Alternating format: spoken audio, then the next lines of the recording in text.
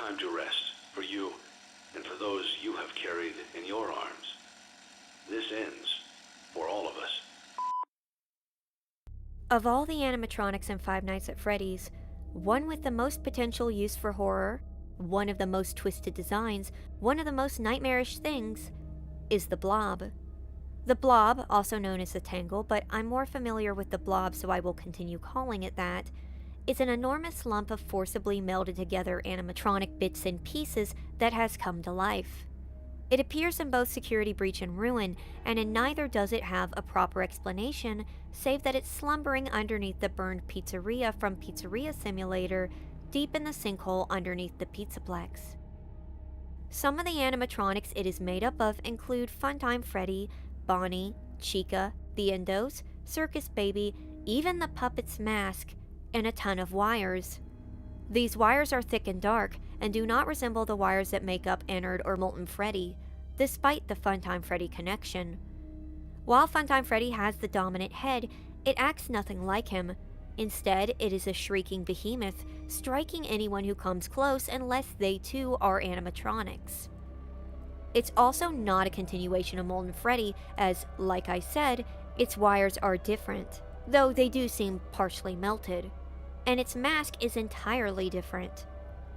As is its endo neck, which matches, as far as I'm aware, no other animatronic. It resembles a scooper more than it does of any one animatronic. The Blob is currently, as far as we are aware, nobody in particular. The best guess is theorized that it is maybe old souls combined into one, but even that is never directly stated, nor implied, due to its lack of screen time. Like I said, we know barely a thing about the Blob, except that it exists, and that likely its escape from the sinkhole was what caused the Pizzaplex to collapse. As it was blamed on an earthquake, the building was shoddily built, as we know from the situation with the sinkhole, and the Blob can be found on the other side of the Pizzaplex near the kitchens during Ruin. And that's it. So, instead we're going to talk about something else. We're going to talk about who the Blob should have been, and to do that we need to go back to Pizzeria Simulator, the origin of the underground pizzeria that the Blob is initially found in, along with the plan to end Freddy's once and for all, and the man behind it. Let's talk about Henry.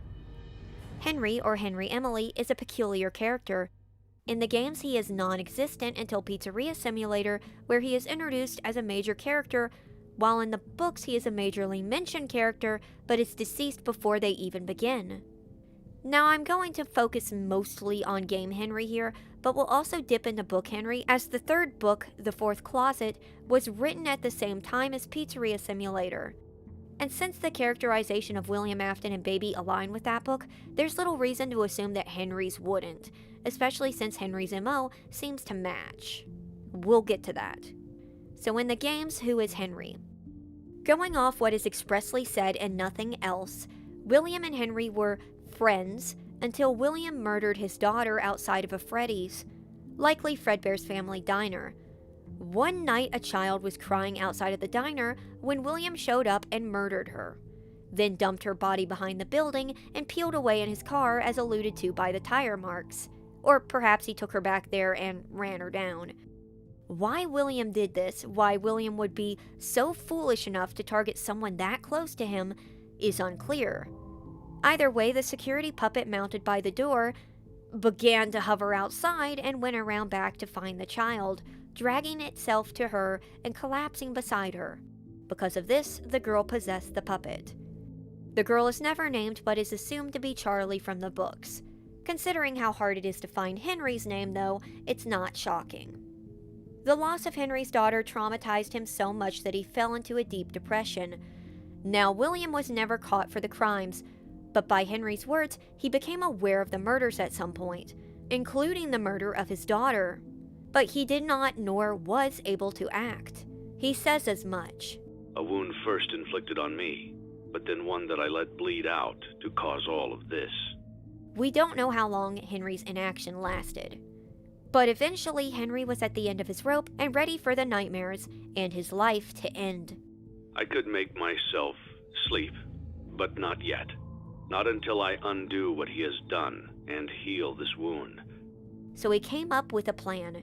Using a worker to assist, Henry guided them to open a new pizzeria that secretly doubled as a location to lure in and trap the remaining haunted animatronics, including William, who had become a Springlock-laden zombie. He would then trap them in a maze until the end of the week, when he would set all of them ablaze, including himself. Curiously, he had someone in mind to take the job, but that's not who took it. And to you, my brave volunteer, who somehow found this job listing not intended for you. Considering that it is heavily hinted that Michael Afton took the job, it's unclear who Henry was intending to take the job, though he simply may have not known it was Michael. Though he does make this cryptic comment. Although there was a way out planned for you, I have a feeling that's not what you want. I have a feeling that you are right where you want to be. His sureness that they would want to burn without knowing who they are paints an ominous picture of what Henry is willing to do to reach his goals. His main targets are William, Circus Baby, who is now Scrap Baby, Molten Freddy, the former Ennard, and his daughter confined in the puppet. To snare the puppet, he builds a bear trap disguised as an animatronic, built to lure the puppet in, encapsulate it inside, fuse with it, transport it to the pizzeria, and then extract. The bear is named L.E.F.T.E, naturally. L.E.F.T.E is built with the false sensory output that is supposed to mimic the security bracelets that the puppet used to work with, luring it by pretending to be a child. It also has a soother, which is supposed to play lullabies and provide steady voltage. I have heard arguments that this voltage is light, just enough to sedate the puppet. But we see tasers often used against animatronics, and they seldom look painless. But that doesn't matter. After trapping his daughter, Henry places her in the basement with William and his cohorts as he waits for the week to be over. It is key for Henry's plan that they all go together in this big blaze. Sure, it will work, despite no known testing. What is going through Henry's head? Well, pain. Henry has been suffering for years. His daughter was murdered, and then haunted a machine, and he couldn't, and he did nothing, and had to live with the pain of knowing she was still out there, knowing William was killing others. Grief overwhelms him to the point where Henry comes up with a plan that may not be as clear-cut as one would seem, but he is too blind to see the risks involved. And because of that, more things from Freddy's leak out after the end was supposed to come. In the books, Henry is consumed by his grief in another way. After the death of his daughter, Henry rebuilds a robot to replace Charlie, building her various bodies and convincing himself it's her, all while neglecting his remaining family until they leave. However, Henry eventually sobers up and cannot finish her bodies, and cannot live with what he has done, so he ends it all, leaving Charlie with her aunt and her adult body, which was corrupted by William, and Henry is very aware of this as he steals her back from him, locked in the basement, which William eventually finds again. At his core, in both the games and the books, Henry is a good man. A good man who single-handedly manages to hurt everyone in his vicinity with every decision he makes. The truth is that many of Henry's attempts to fix things do wind up leading to more pain while he stands oblivious. For example, Henry is in so much pain over the loss of his daughter that he is willing to prolong her suffering every step of the way, both in the games and in the books. Which is especially noticeable considering that she is his festering wound. Her death is the reason that he hurt so much. And yet, he is so affected by the death that he often cannot see her. A lot of folks have told me that L.E.F.T.E was necessary to stop the puppet. Okay, let's say that's true. Alright, maybe the shocks didn't actually hurt. Maybe this was a necessary evil. But you know what wasn't a necessary evil? Making his child sit in a basement with their killer for days, holding back on setting them free because he wanted to go out together and make a big show of it. That was all on Henry because Henry was sure this method would work. But no, he wasn't. Preemptively setting Charlie free would have proved that he knew what he was doing and would have spared her the time she sat inside L.E.F.T.E with Afton 2 steps away, talking constantly. But Henry wasn't thinking about her, or him, or anyone else. Henry was, as he tends to, thinking of his own pain. Henry is puppeteered by his own pain. He is wired with trauma. He acknowledges other victims, but his decisions are often made through the lens of what he wants more than anything else, even if he thinks it's for the greater good. And the books that were written at the same time portray this perfectly. In short, Henry is, like in the games, a person who is so overcome by grief that he hurts others. He's at times entirely self-obsessed. He abandons his family. He abandons the robot that he creates to look like his daughter, despite the fact that he abandons his family for her. And in this case, he makes no efforts to stop William anywhere. This incredible feat of self-delusion is labeled as madness, and he is portrayed as a sympathetic and good and loving father. But actions often speak louder than words. He is also some form of deity with the capability of crying on dolls and giving them sentience. And I often joke about this, but in this context, in the context of today's video, that would be a very alarming power for him to have. But the most important things the books say about Henry is the confirmation that he worked alongside William. He built Fredbear, he was Fredbear, he wore the sweaty bear costume day to day to entertain children. He was, for some time, the face of Freddy Fazbear's Pizza, and even as he became twisted by his suffering, perpetuated it, ignored the problem, stood by as children were killed, and let William run rampant, he was, in fact, still the face of Freddy Fazbear's Pizza, as it too became corrupted over time. He is the living embodiment of Freddy's. He started with good intentions, but they fell on the wayside, and he couldn't protect the children he intended to, and eventually, there was no other options. Desperate times called for desperate measures, even if he wasn't entirely sure they would work. The Blob should have been Henry. What is the Blob? We don't know. It's a tangled mess of animatronic parts abandoned over the years and wrapped up together, slumbering under the Pizzaplex. It loathes the image of William, as it attacks Burntrap without mercy, and whatever Burntrap is, almost cut content perhaps, it definitely looks like William. It seems feral, almost mindless, slumbering and rousing to attack anyone nearby, trying to reach into the office while you're in there, curious, probing. It wants to find whoever is in there and attack them immediately. And then it goes back to sleep. Its breathing is labored. The fact that it breathes is already bizarre and disturbing.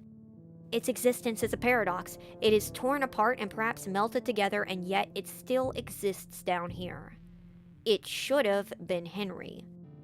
Henry was a man so consumed by his pain that he hurt others, whether he wanted to or not. He was entangled and ensnared by the horrors of Freddy's, unable to move on but unable to do anything to stop them. The Blob is a physical manifestation of that. Freddy's face sits above destroyed robotics, wires, slime, and decay. It is powerful enough that its mere movements will cause the entire Pizzaplex itself to collapse. Yet it spends its time dormant until something disturbs it. And then we have Henry, who remained dormant for so long before trying to take down Freddy's in one destructive act, with the goal of finally being freed and allowed to rest. Imagine that for a second. Imagine Henry's last act for control, to save himself from his guilt by burning it all away, only to melt it together into one hellish creature. And at the helm of it all is the one who's seen the most, who has suffered the most, who will feed that body the constant anger and regret it needs to continue infecting itself. Henry himself. Imagine the horrors of that. To become a bigger monster than the one he was trying to stop. And the parallel of how Henry's grief consumed him and now having it actually consume him. You might want to help him, but it's too late. He's beyond that now. Henry would be the face of Freddy Fazbear's Pizza once again. And that would also mean that we would be dealing with an adult soul, something we haven't so far dealt with, something that might be much more dangerous. If an angry child can do so much, what can a soul filled with this much more pain and despair do? Picture this. Gregory does not see the Blob. He just heads into the office with Freddy. The burn trap fight begins in this office underneath the old pizzeria that burned long ago. It is then that something trips and from somewhere plays Henry's final message. It starts out normal, and you must continue to keep the animatronics out as you listen, as you protect Freddy from Burn Trap. But then, over time, the message becomes confused. It skips sometimes, it repeats itself, and soon it's saying slightly off variations of phrasing. It gets to the point about his daughter. At first he talks about how he knew she would come, how he knew that she wouldn't be content just to rest.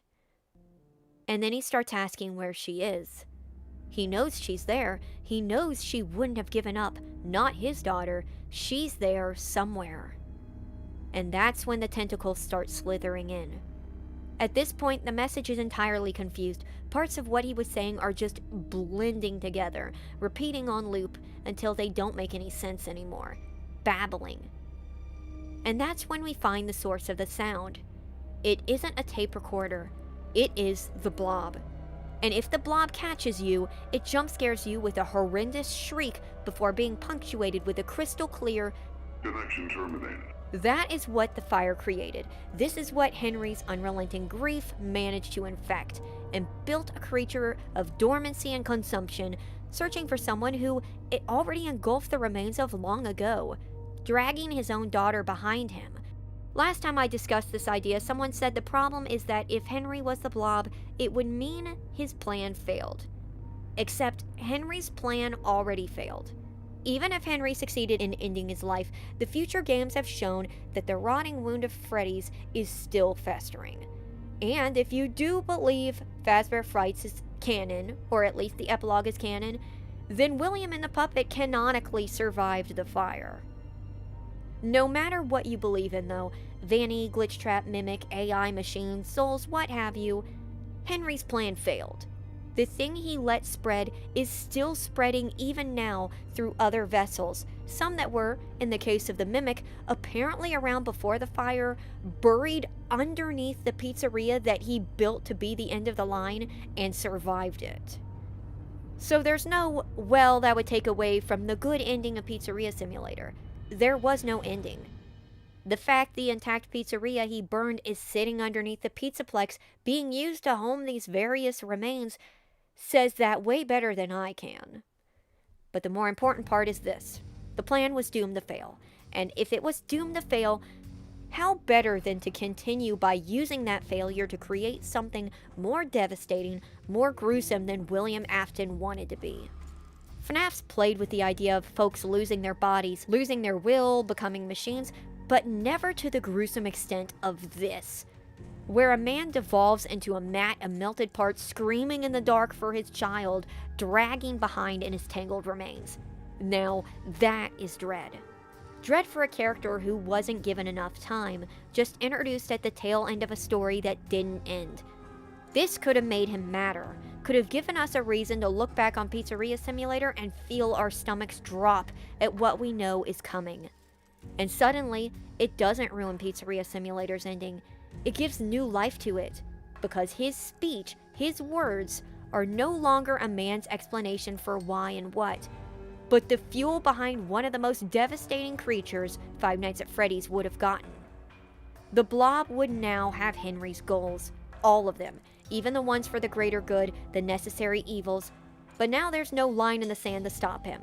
He is perpetually stuck in the last moment he lived, and that in and of itself is keeping the infection of Freddy's alive. The one thing he didn't want, but also the one thing always on his mind. All he wants is rest, and he's resting all right, but he's still there. He's let the hurt overwhelm him again, but this time there's no coming out of it long enough to fix things. He's too far gone. Also, if you're going to tell us Henry went mad, why not show us real madness? And I'd like to clarify, I know I've been critical of Henry's actions, and I think it's given the impression that I hate this character, but I don't. As a matter of fact, I do appreciate that Henry's a morally gray character. There's a lot of nuanced character traits here that are often missed out on because of his blaze of glory death, unintendedly watering him down to the good guy who saved the day, when it's really a much more complex situation than that. And I think folks might get the impression that I think Henry should have been the Blob to punish him, to prove that he made the wrong decisions, but that's not the case at all. Henry becoming the Blob wouldn't be a punishment. It would instead be a progression of his character arc and the threads that could come from him. As for being one of the most important characters in Fnaf, Henry kind of just showed up at the last second and died right afterwards. And that's what's so frustrating about him, that he is supposed to be such a major character, but then only stepped into the plot to have one moment and left, and then right afterwards, since then, the story has kind of been unraveling that moment. Becoming the Blob would have been a further devolvement into that madness that the books tell us guided so many of his actions. It would also mirror the books in having Henry's easy fix not truly fix the problem, where he tries to cover things up and hide the truth, erase all of what happened, but it is not doing the job. Fnaf is a series about tragedies and few happy endings, and having the one happy ending resulting in something this diabolical would fit right in. And that is why I think the Blob should have been Henry, because it truly would have been the face of Freddy Fazbear's.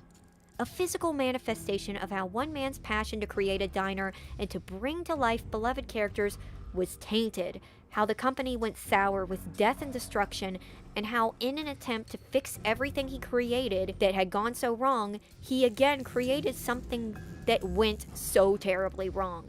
It's the perfect parallel. It happened again. In the end, Henry was a troubled man who wanted to set things right. To relieve his pain and guilt, he made some questionable decisions, but he wasn't in the right headspace. He too was a victim of William Afton's. Henry wasn't a monster, but he would have made a damn fine one.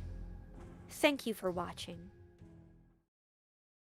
I could make myself sleep. Together in one place.